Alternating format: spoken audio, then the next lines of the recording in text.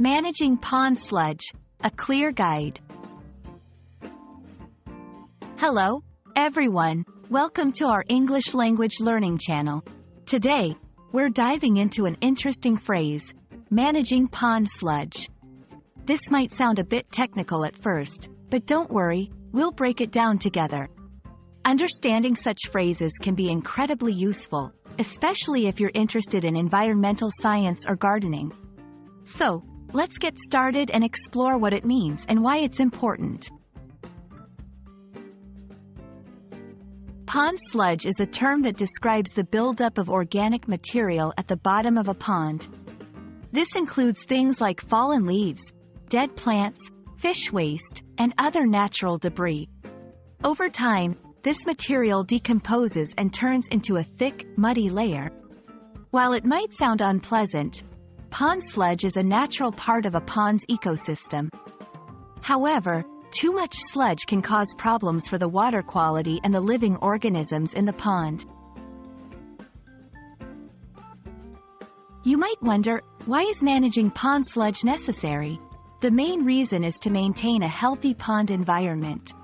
Excessive sludge can reduce oxygen levels in the water, which can harm fish and other aquatic life. It can also lead to the overgrowth of algae and unpleasant odors. By managing pond sludge, we can help ensure a balanced, healthy ecosystem for all the pond's inhabitants.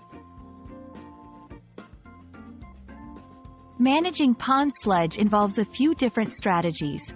Here are some common methods. Mechanical removal, using tools or machinery to physically remove the sludge from the bottom of the pond. Biological treatments, adding beneficial bacteria or enzymes that naturally break down organic material in the sludge.